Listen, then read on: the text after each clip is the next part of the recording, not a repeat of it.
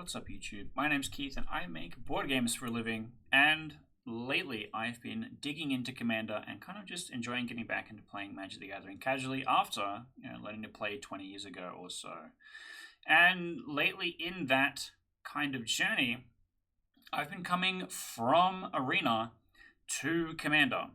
And part of the problem is that playing Historic and Timeless as my favorite formats, I'm suddenly feeling that I'm missing out some of my favorite cards in Commander because they're not printed on paper. Now, I'm proxying up all of my decks anyway, so why can't I just print out some of my favorite cards and play with them anyway? So, some of the alchemy mechanics are a bit insane, are a bit hard to track, are a bit hard to run, but I do encourage you attempting to play with some of them because some of them are really straightforward. Some of them are really not that complicated, and it just kind of requires you to have a couple extra resources on hand, like specific tokens, anything that you would have anyway if you had any other token generated cards. So let's have a look at what alchemy mechanics should be played in Commander, or just what alchemy mechanics are possible to be played in a paper environment. Let's start with Conjure. This is probably the easiest, most well-known, most obvious one for what it does. Conjure just says when you play the card that conjures a thing, it just makes the named card. This is no different than creating a token, except you're creating a specifically existing card already. This could just exist. All this says is that you just have to have a copy of that card available when playing this card. That's not very difficult. Have that card in your sideboard, your conjure board, or whatever, and you're good to go. So I think conjure is absolutely yes, easy inclusion. It doesn't actually require any game state really maintaining beyond what a token would, except that the card that you create can exist in zones other than the battlefield. A token specifically says if it would leave the battlefield and go anywhere, it's exiled instead. So it can't be put in your hand, it can't be put in the graveyard, but a card that is conjured can be in your graveyard, can be in your hand, but when you're like, this is the card that I'm conjuring, it is now in my hand, I don't think that's too crazy. I don't think that's too insane. So let's go to the next one. So we have some more conjure examples here. These are some of my favorites. Kami of Bamboo Groves, it just makes forests. It says have some extra forests. They get put into your hand. People know you have 2 forests in your hand. It's not really that big a deal when it comes to Commander. It's pretty good, actually. Sanguine Brushstroke, I think, is actually an all-star card, especially in some Aristocrats type decks. You get a Blood Artist, a card that you're probably already running. You get a Blood token. And if you're playing Wernog, my current favorite commander, you're going to be getting a lot of tokens, treasures, clues, and so on. And you have a lot of synergy built around that. Getting a blood token is also very good. But then also, whenever you sacrifice a blood token, each opponent loses 1 life and you gain 1 life. So if you're making multiple clue tokens, you're going to be getting some value out of that as well. This is a fantastic card. And it's just condemned to not be played anyway because it has the word conjure written on it, because it makes Blood Artist specifically. I think that's silly. I think this is a card that definitely should see play in Commander. And then this last one is Overcooked. I actually play a lot of Overcooked on Arena. I quite like this card. It says players can't gain life. At the beginning of your end step, create a food token. If 2 or more non-land permanents enter the battlefield under your control this turn, which is the celebration keyword, instead, conjure a card named Food Fight onto the battlefield. And Food Fight just makes all your artifacts sacrifice to deal damage. And so this is also a fantastic card. And I think that, I would absolutely love to be able to play these in Commander. And here's some other examples. We have Oracle of the Alpha, which did actually show up in a Tolarian Community College Commander episode where they shuffled, the Power 9 into the guy's EDH deck. Very funny. Fantastic card. Great experience, right? It's not broken. It creates cards from the bans list, right? But it's not broken because the things that make all the Moxen powerful is that it has the opportunity to be in your opening hand and you have more than 1 mana on that first turn of the game, which puts you really far ahead of the curve for every other player. With Oracle of the Alpha, it comes in on turn 1, never. Turn 2 sometimes, if you had Soul Ring, or turn 3, and then shuffles them into your deck, so you don't even have them right away, which I think is fine. Ruby Collector is similar. Ruby Collector says, I have to be in play. I also have to trigger an additional, clause, and then you get one piece of the Power 9. But then the second ability Creatures you control get +1/+0 until end of turn, is the thing that you actually want the card for. It is a great Anthem effect, and that's why it should be played. But actually, my secret favorite here is Perforated Crocodile. This is a hilarious and fantastic card. When it comes into play, you conjure a card named Stab Wound onto the battlefield attached to each of your opponent's creatures. And Stab Wound is a common from Ravnica, Return of Ravnica, where the attached creature gets -2/-2, and the upkeep of the controller of the attached creature, they lose 2 life. So this is very similar to Massacre Worm, which does the -2/-2 and then deals 2 damage, except the difference is that Massacre Worm deals the damage after it kills something. Perforated Crocodile deals damage to the stuff, the controller that survives. Which is very cool. You should be able to play both Massacre Worm and Perforated Crocodile in a deck. They work fantastically. They occupy the exact same space. But you have to have 10 to 15 copies of Stab Wound in your sideboard. A thing that I do. I just printed 10 copies of Stab Wound and put them in my sideboard. And it's a very funny time. It's great. Alright, next mechanic, finally, Spellbook. Spellbook is possible, sort of. So Spellbook is that there is a list of cards associated with the card that has Spellbook on it, and when the thing triggers, you will get 3 random cards from that selection of cards, and it will get put into your hand. Now, mathing this out, accelerating the game developer brain, how do we make this work? Well, sure, yes, you could draft a card and put it into your hand, but the second activation of the Spellbook is that card that you drafted the first time is still in that pool. So it's a little awkward to do it multiple times, unless if you have like a playset of each thing, and each draft you're taking like the one of, like the first one of the 4 and drafting from that, and then the second time you're doing it from the set. But then how many times do you need to have this number of cards? How many times is it going to activate? I picked Xander's Wake because it can activate a lot in a game. And so I think Spellbook, unfortunately, is a no. It's a little too hard to maintain the contents of the Spellbook rather than actually conjuring a card into your hand. So, unfortunately, maybe not this one. This one, weren't the starting player, should just be printed in paper. This is just a fucking excellent mechanic. It should just be played in Paper Magic, because there's a long time ago, there was the phrase, lost the dice roll, lost the game. And if you're playing something like a red deck wins mirror, I am playing an aggro deck trying to get you to 0. You're playing an aggro deck trying to get me to 0. You going first gives you a big advantage. And so creating mechanics to say, if you were not the starting player, here is an additional effect. And it works really good in control decks, because you're like, I'm already on the back foot if I'm going second, but then additionally I'm struggling because of this matchup potentially. Having that extra thing can make a big difference. In EDH, you have a pretty good chance of not being the person that went first. So these cards are suddenly pretty good, actually. None of them are actually really that broken. Most of them just say if you weren't the starting player, gain some life, which I think is fine. But I think more cards should be designed in this space, both in standard, but then also to be able to be played in EDH. So this is an absolute yes. This is an S-tier mechanic that should exist in the game more. Next is Perpetually. This one is an awkward one. There are some cards that I think are yeses, and there are some cards that I think are nos. There are Perpetually cards that interact with hidden zones. So there's a couple of cards that say like cards in your hand perpetually get +1/+1, which is a thing that's a little bit too clunky to track. And there's cards that interact with cards in your deck that give them +1/+1, a little bit too clunky to track. Tornos Endures is probably fine, because you exile the creature, it stays in exile, and it slowly gets bigger each upkeep. And you can just track that with a dice. You just have to be aware that it's not a +1/+1 counter, but that's fine. How is this any different from stickers? And then at some point you can choose to put it back into play. That's not a big deal. I think some of them are okay. And I have some specific ones that I really do like and would recommend playing, but for the most part, I think Perpetually is a little bit too hard to track, and so Perpetually is probably a no on the whole. However, here is one of those examples, Rezug, the Bone Cobbler. I love this one. This is in my Abzan EDH deck currently. It's got a lot of graveyard combos in it, and it gives you the ability to play a creature from your graveyard, but it stops being a creature and it becomes an artifact, which means it can potentially dodge removal. And if it has an Anthem effect, like if I target Blood Artist. Blood Artist comes into play. Blood Artist is no longer a creature, but whenever my creatures die, then it's going to deal damage to stuff. It also has the nice upside that the artifact doesn't have summoning sickness, so if you're trying to play something that needs to tap right away, that's a cool upside.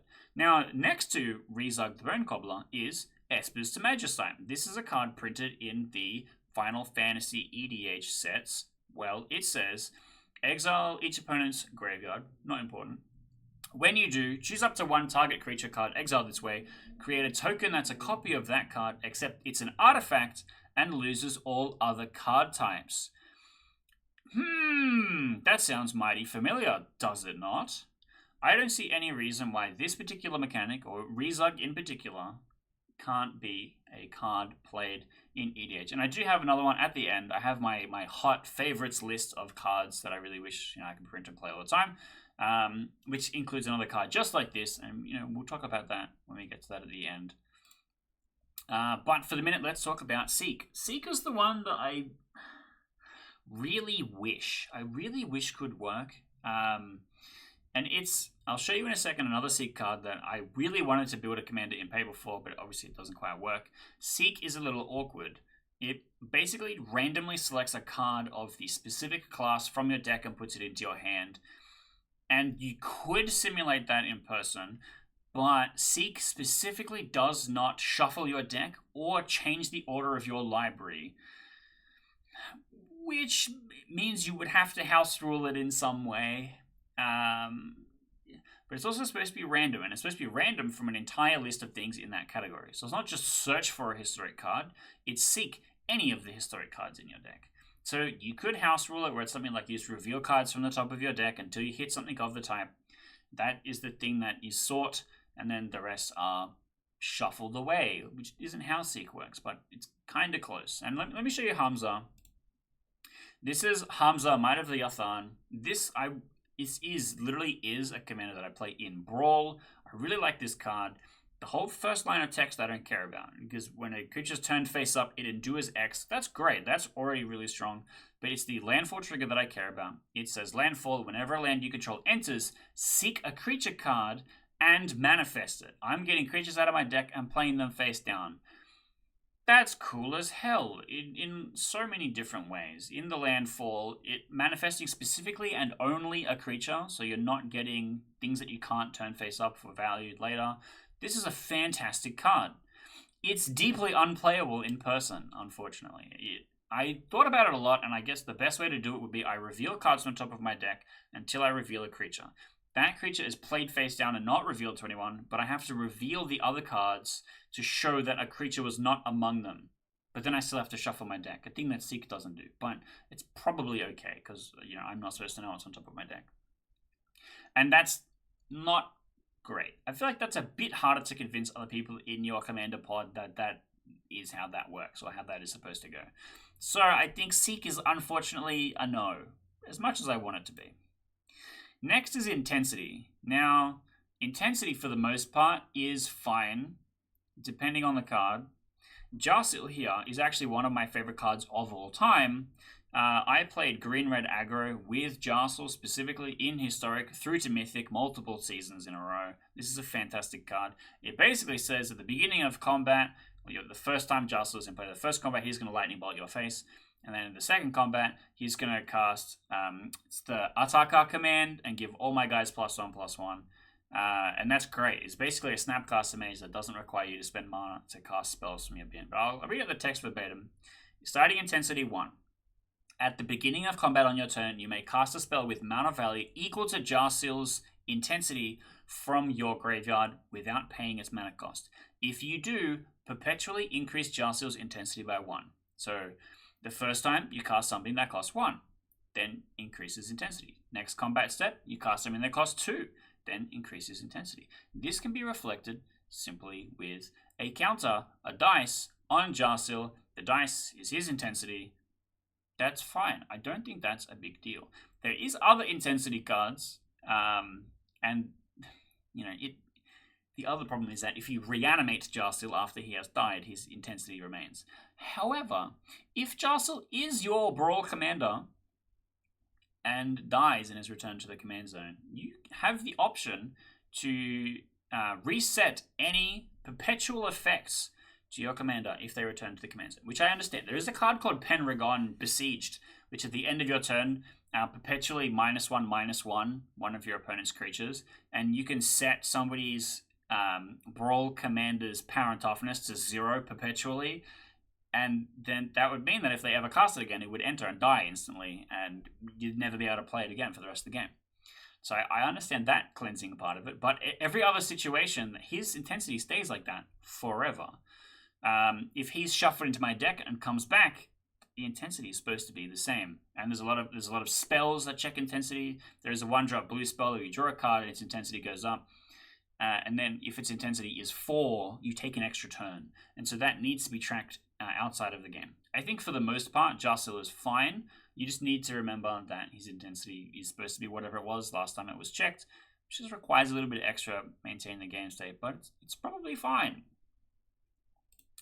Next is Heist. Heist is a similar problem to Seek. I'll read out the Heist text verbatim. It is, look at 3 random non-land cards from target opponent's library. Exile one of them. You may cast that card for as long as it remains exiled, and you may spend any mana to do so. So pretty much all of the parts of this are not new and interesting and different. MTG, keywords and actions and phrases. It's specifically the look at 3 random non-land cards from your opponent. This could just be house rule to look at the top 3 if this land keep going. That's fine, but it's still a little bit clunky. I think if something requires house ruling, then it's probably not okay to play in Commander, unless if it's like really easy for players to do, or just like adjusting it slightly. Because the actual Heist reminder text is written on none of the Heist cards, Heist isn't even capitalized in the sentence. It's really hard for players to go, oh yes, that is a thing that you do, that is an action, I understand what this keyword means, which is a little awkward. However, Impetuous Lootmonger would be an absolute all-star in Commander. When he enters, you discard a card, and then you heist your opponent's library, so you would get a random card from their deck that you can cast. But whenever you cast a spell you don't own, you make a treasure token. That is an insane card, and would be fantastic in Commander. But it is unfortunately unplayable because it's locked behind the Heist keyword instead of something like, I don't know, I think it's Praetor's Grasp, which basically has the exact text of Heist, except it's search your opponent's deck. Or you could have just made a look at the top 3, eat shit if they're all lands, I guess. And that's really unfortunate. And, you know, I would love to play this card. And then our second last one, this is Boon. Boon is great. I genuinely think that this would not be that complicated to track. You could just use a token. That is the Boon. But you know, let me read out the text of this example card, Benalish Night Counselor. It says, enlist. Whenever Benalish Night Counselor enlists a creature, you get a boon with, when you cast your next creature spell, that creature enters the battlefield with a +1/+1 counter on it. That's not that crazy. There is a Bat Knight, which creates a boon, which is Restick Study, 1 time whenever your opponent casts a spell, but it has to, you know, connect with combat damage every time to refresh the boon. And some of the boons are just good. Like, it's not actually that insane. I think boon is very playable, but I think the thing is you need something that tracks the boon, because it's not on Benalish Night Counselor. So I would just make 2 copies of Benalish Night Counselor, have one that is in the sideboard, and then use that to track the boon. You could also like just take out the art and then put it on a token that just says this is the boon text, which is possibly a bit more work than most people are trying to do, but I think it works great. And there is actually a lot of really interesting and fun boon cards that I do like quite a lot. There is a 5-drop black creature which says when it enters you get a boon, and the boon is if 3 creatures died at the end of your turn, each of your opponents lose 5 life and you gain 5 life. That's just fine. That's not that crazy.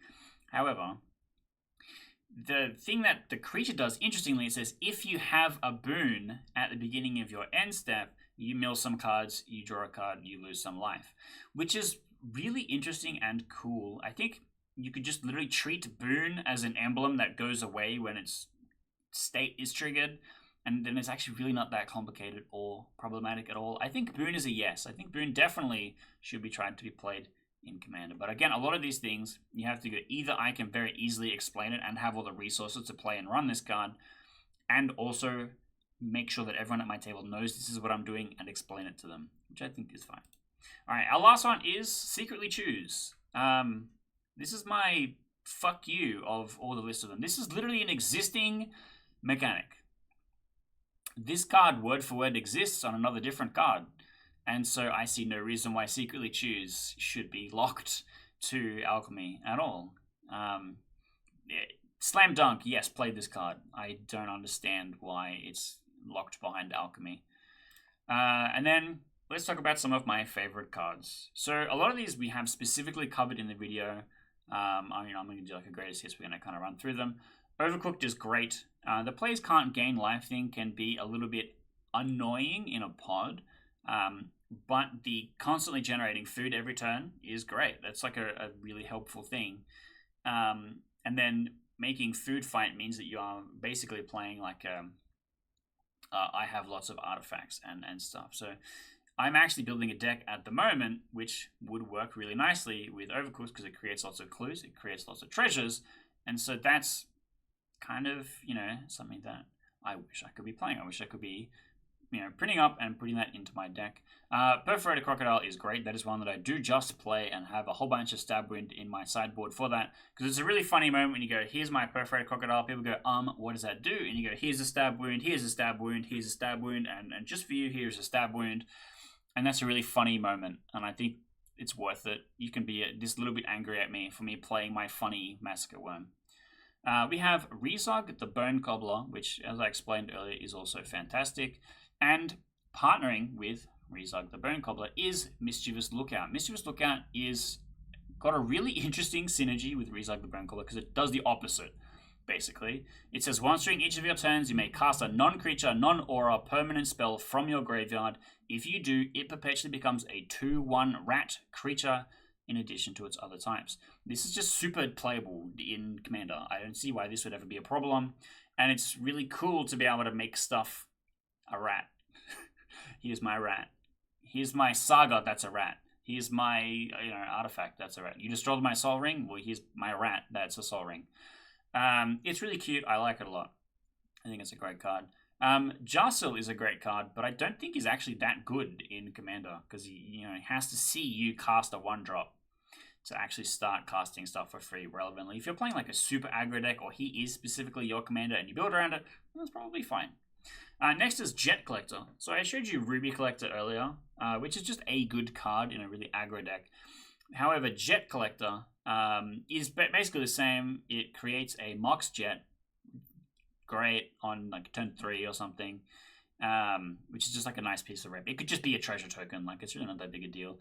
But it has a secondary ability which lets you basically pay X to reanimate something that costs X and put it into play with a finality counter, which I think is fantastic. It works really well in the Abzan kind of decks that I want to play, and so Jet Collector is fantastic.